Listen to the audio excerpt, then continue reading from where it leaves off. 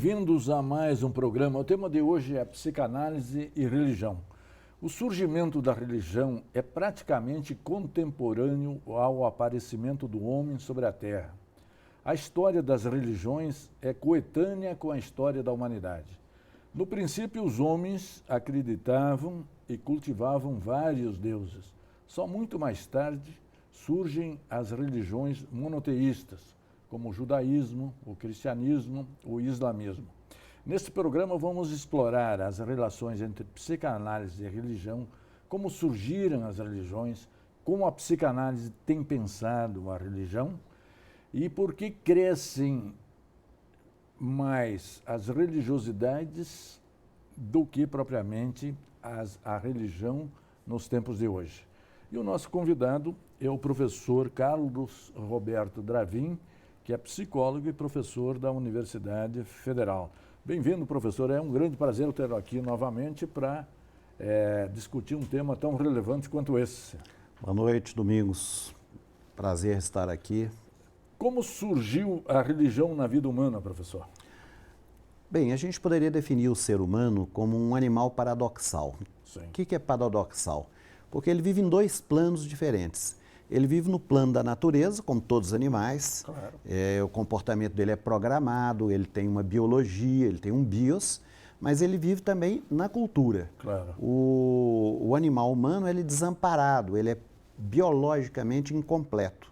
Então ele tem que buscar uma completude na cultura. A cultura tem um aspecto material, né, os artefatos que são feitos, que né, a civilização, a cerâmica, né, material. Tudo isso, civilização material, mas tem uma dimensão simbólica. Claro. Ora, essa dimensão simbólica é tudo aquilo que dá uma certa estabilidade, que dá uma referência, que produz representações. Sim. Para que esse animal, que vive sempre junto, sempre em comunidade, jamais isolado, isso é inclusive uma necessidade de sobrevivência, para que ele possa, então, organizar a sua vida. Então, toda essa dimensão simbólica. Que aí se inclui a religião, né? Que inclui a religião. Então, a religião, a gente pode dizer, é co-originária com a cultura. Onde há cultura, há religião. Perfeito. Qual a relação entre a religião e o pensamento mítico que predominou no início da humanidade? Pelo menos se diz isso, não é, professor? Isso. O termo religião é um termo genérico que inclui o mito. O que são os mitos? Os mitos são narrações. São as narrações sobre os fenômenos, sobre a origem do homem, sobre a diferença sexual, sobre a vida, sobre a morte, sobre o crescimento, sobre a origem daquela comunidade. Tudo isso são narrativas que compõem os mitos. Ao lado dos mitos, nós temos cerimoniais, rituais, cultos. Esse conjunto é a religião. Perfeito. O surgimento da filosofia na Grécia rompeu com esse pensamento mítico ou a filosofia conviveu lado a lado com as religiões ou o pensamento mítico? A gente pode dizer que há uma certa descontinuidade entre o mito e a filosofia, mas não uma ruptura no sentido de que a filosofia venha substituir o mito. O mito continua existindo, nós somos seres mitopoéticos, né? Sim. Poieses é a produção, então nós somos produtores de mitos. Mas o que é a filosofia? A filosofia é um regime discursivo, é um tipo de linguagem caracterizado pela argumentação. Então, a filosofia argumenta, e argumenta sobre tudo, inclusive sobre a religião. Essa argumentação sobre a religião, essa transposição do mito, essa transposição das práticas religiosas para esse discurso racional, isso aqui a gente chama de teologia. A teologia é um discurso sobre Deus que é uma invenção grega. Perfeito. E na Grécia, a filosofia, na verdade, a própria mitologia era a expressão da religião. Era a expressão da religião. E nós conhecemos a religião grega pela mitologia, não é isso, professor? Nós conhecemos através da mitologia. Sim. Né? E conhecemos também esse discurso racional sobre a religião, porque a gente poderia dizer que o núcleo da religião, existe uma grande diversidade de religiões, mas o núcleo da religião é o que alguns estudiosos chamam de sagrado. O que é sagrado? Sagrado é um poder que rompe na vida das pessoas. Por exemplo, o milagre. O milagre é uma irrupção, é um surgimento sagrado que quebra, digamos assim, as estruturas do cotidiano, as estruturas ordinárias, rotineiras. Sim. E produz nas pessoas um misto, não é? Uma dupla atitude, um misto de sentimentos, Sim. de fascinação e de temor. Sim. Exatamente porque é algo que eu não domino, não é? Que não está sob o controle das estruturas do cotidiano. Então, o sagrado é o núcleo da religião. E o que é a teologia? A teologia é pensar aquele sagrado que é primordial e que nós costumamos de nomear como o divino ou como Deus. Perfeito. Na medida em que o cristianismo se torna a religião oficial em Roma, o que muda na visão da religião, professor? Ora, o cristianismo é uma religião que nasce em meios populares e é uma religião que a gente pode dizer que o núcleo moral, que a gente chama de o ethos, né, do Novo Testamento, o ethos neotestamentário, é o que se chama a pregação do reino. Sim. A pregação da justiça, da fraternidade, sobretudo do amor. Ora, quando o cristianismo ele entra no universo sociocultural pagão, ele se institucionaliza. Então, essa institucionalização vai tendo um peso cada vez maior no cristianismo, às vezes em detrimento, digamos, das intuições originárias do cristianismo, que estão ligadas com a ideia da pregação do reino, ou seja, um reino de uma nova sociedade mais fraterna, uma sociedade mais justa, enfim, uma sociedade presidida pelo ideal do amor ao próximo. Perfeito. No segundo bloco, nós vamos explorar o domínio da religião na Idade Média e também na medida em que avança a Idade Moderna, a sociedade começa a se secularizar. Um instante só, voltaremos já.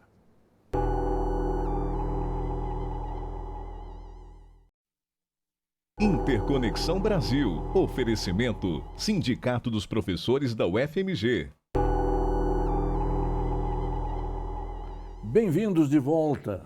O nosso tema é psicanálise e religião. No primeiro bloco, nós situamos a origem da religião, sua relação com o pensamento mítico, com a filosofia. Encerramos o bloco já nos referindo a Roma, quando o cristianismo se torna a religião oficial. E já deixamos no ar também um pouco o tema desse segundo bloco, que é começando com o domínio da religião na Idade Média. Como explicar esse domínio, professor? Bem, quando o cristianismo torna-se a religião oficial, ele entra a igreja, né, esse cristianismo institucionalizado, que a gente poderia chamar de cristandade, ele entra em interação muito íntima com as estruturas do poder imperial, do poder romano. Sim. Quando há a queda do Império Romano no final do século V, do Império Romano do Ocidente, então a igreja vai ser a grande força organizada que vai, num certo sentido, substituir a atividade do Império. O poder temporal do Império. O poder temporal do Império. A igreja vai criar toda uma rede de educação, uma rede de drenagem dos pântanos, e com isso a Igreja Católica se transforma na grande força plasmadora da Europa, que vai emergir, digamos assim, da queda do Império Romano no final do século V. E esse processo só faz crescer ao longo da Idade Média, porque depois começam também as universidades, e a primeira universidade de Bolonha é exatamente a iniciativa da Igreja Católica. Exatamente, e faz parte desse processo algo extremamente importante, que você acabou de mencionar, que é a criação das universidades no início do século XIII. A universidade vai ser uma espécie de comunidade de pesquisadores, comunidade de alunos que vêm em diversas partes da Europa, exatamente porque a igreja não estava restrita a uma região só, não é? a um só país, como a gente diria. Então, a universidade vai expressar essa universalidade do saber. Claro. E é nesse momento que surge a ideia de autonomia universitária.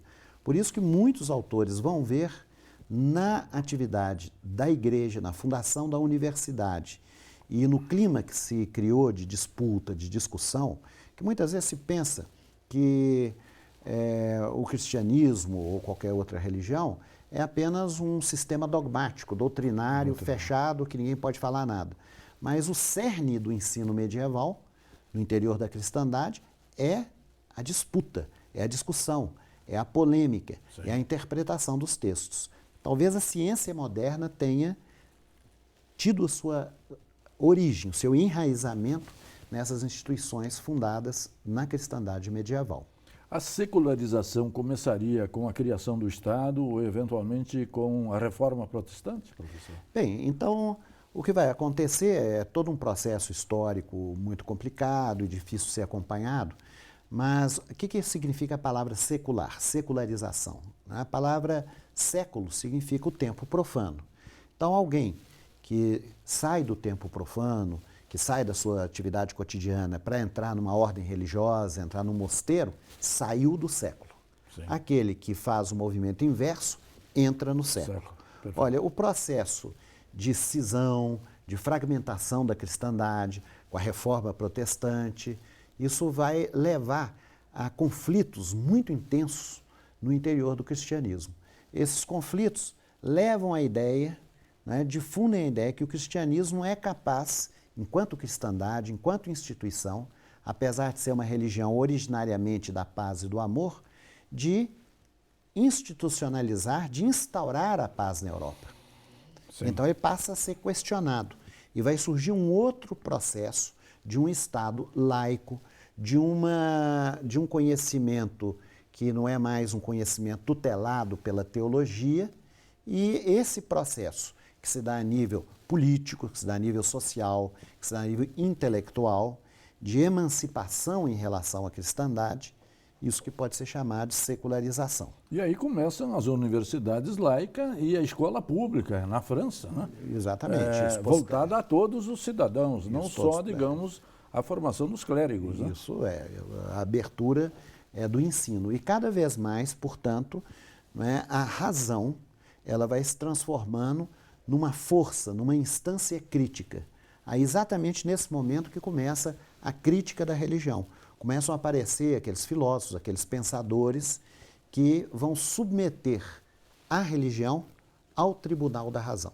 Sim. Na tradição que vinha do cristianismo medieval, a gente poderia dizer que a instância que julgava a razão, a regra que era a instância julgadora da razão, a regula fidei, a regra da fé, que julgava, que era normativa em relação à razão. Agora, esse processo se inverte. É a razão que julga a fé, que julga a religião. Quem seriam os principais filósofos que iniciam esse movimento ou aprofundam?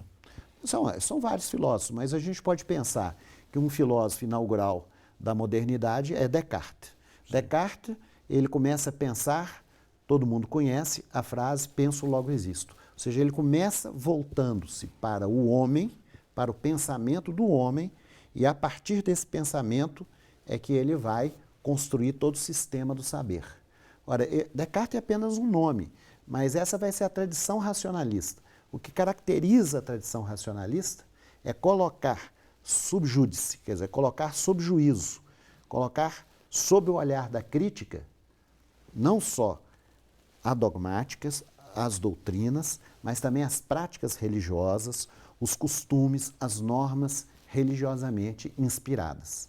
Então, é todo um processo que vai atravessar a modernidade e nós encontramos, então, um livro do filósofo alemão Immanuel Kant, no final do século XVIII, em que ele vai intitular A Religião dentro dos limites da simples razão.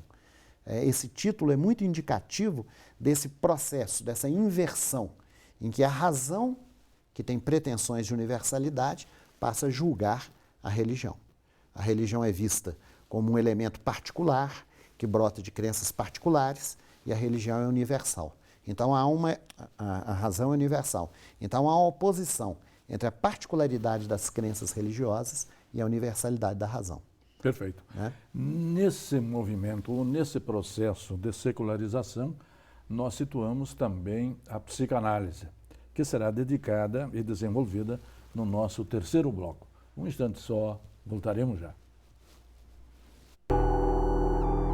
Interconexão Brasil. Oferecimento: Sindicato dos Professores da UFMG.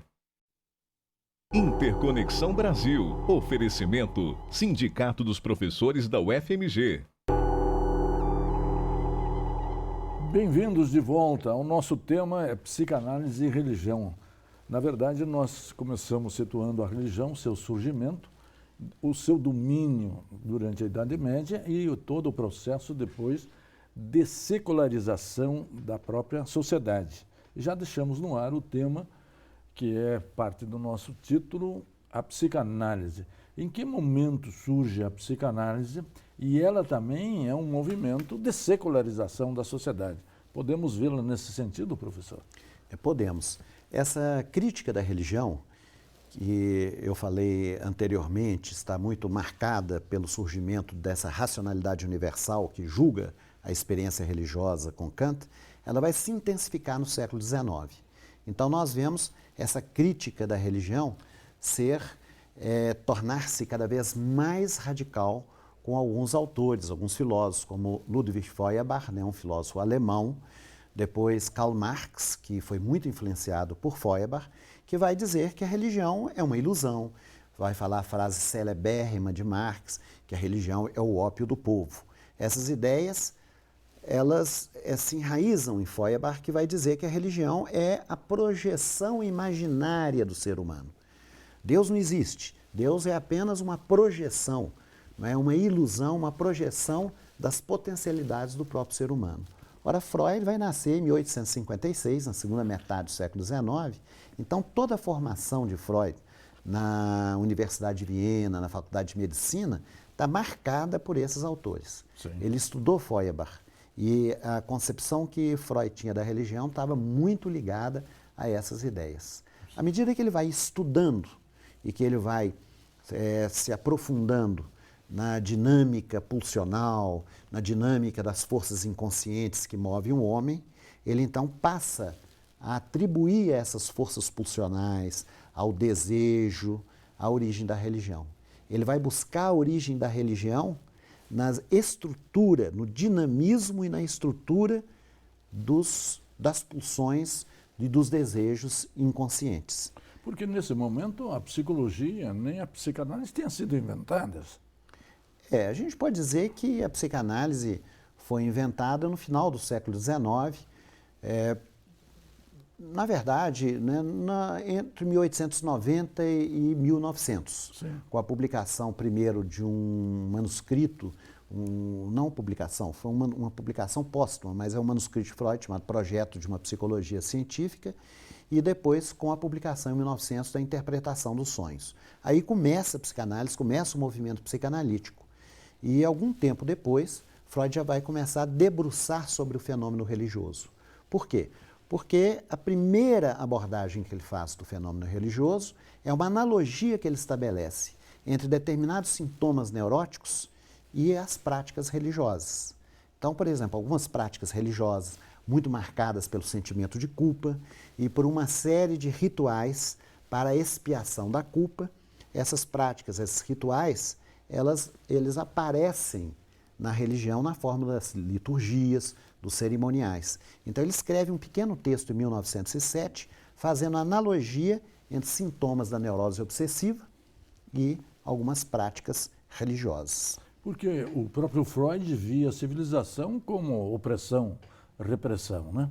Nesse sentido, a religião seria também um fator opressor ao qual ele se opõe, num certo sentido, quase castrador do desejo, um fator que origina propriamente as neuroses e outros complexos, ou não? Bem, então, depois desse texto de 1907, em que ele faz a analogia entre a neurose obsessiva e a religião, ele vai escrever um texto que vai se tornar célebre, Totem Tabu, em que ele vai examinar a origem da religião. Qual a origem da religião? A origem da religião é a origem das grandes instituições culturais. E Freud, então, constrói o que se chamou de um mito científico, é uma construção, não é uma pesquisa empírica, em que ele diz que aquelas primeiras comunidades, as comunidades ditas primitivas, o que ele chamou de horda, né, primeva, nessa horda existia um macho dominador, que foi assassinado e foi devorado pelos filhos. E a partir daí vai surgir a organização religiosa.